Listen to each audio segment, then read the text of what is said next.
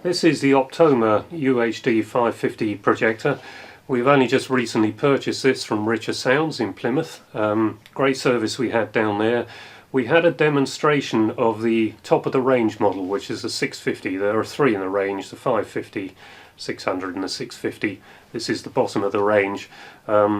This wasn't available for demonstration at the time, but as soon as this was reduced to just below £1,500, I thought now is the time to have a serious look at this.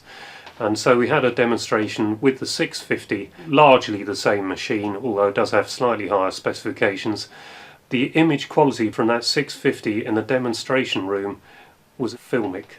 And that's something that's important to me because I've grown up loving film. I've got 35mm in the home cinema here as well as all the other gauges. So we ordered, on that basis, we ordered the 550.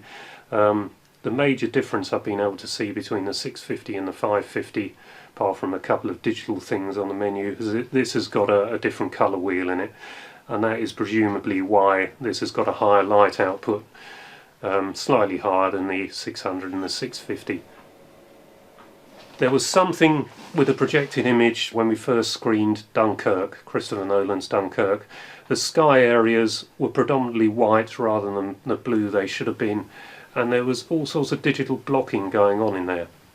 I couldn't work out what that was. I went through everything on the projector over several sessions. I removed all the digital trickery things in the menu, which I do with new equipment generally anyway, but nothing got rid of this entirely, of this digital blocking. But I did turn off HDR in this and it almost eliminated it, but not completely, and it had the adverse effect of turning the picture into a more colourless, less involving image.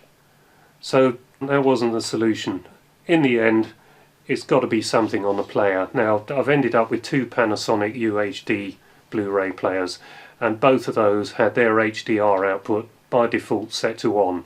As soon as I set it to off, it was a eureka moment. The picture quality was better than it had been at any time, and possibly better than that 650 demonstration in the Richer Sounds demonstration room, where they had ambient light. They only have an ordinary drop-down screen with a slight black border, and all those things tend to work against the picture quality. What you ideally want is the deepest black velvet for the surround of the picture that you can get, and that does fool the human eye into thinking the contrast ratio is higher than it really is. So in here I always try and wrap the projected image around with a black velvet movable masking, and that helps. Other things to bear in mind is that on standard Blu-ray discs, brilliant colour has to be minimised as far as possible. I think the lowest setting is 1. Otherwise, in white areas you tend to get all these pink spots, and that's just something that seems to be incompatible. The immediate thing that is obvious when you install it in your home cinema is that the projected image is aiming up. Now that is an inconvenience for those of us that like it installed properly at the back of the screening room and projecting on the screen down at the front. Now the image is very high. This has got image shift on the menu, which you can reduce to a lower height as possible. That helps, and it's got an image shift in here at the front on this dial just here, and you can reduce that, I believe it says in the manual, by up to 15% on the projected image. It's still a bit too high, which means you can't have this projector as high as you would like in your projection box, because the manual does say do not tilt it, this will invalidate your warranty. I've spoken to Optoma, and you can use these adjustable legs at the back to their maximum tilt to get the projector aiming as low as possible, and we've managed to achieve a compromise in here which is perfectly acceptable. Now the other thing that was obvious was I was not getting Dolby digital sound out of this, nor digital theatre system sound, which is more commonly known by the acronym DTS.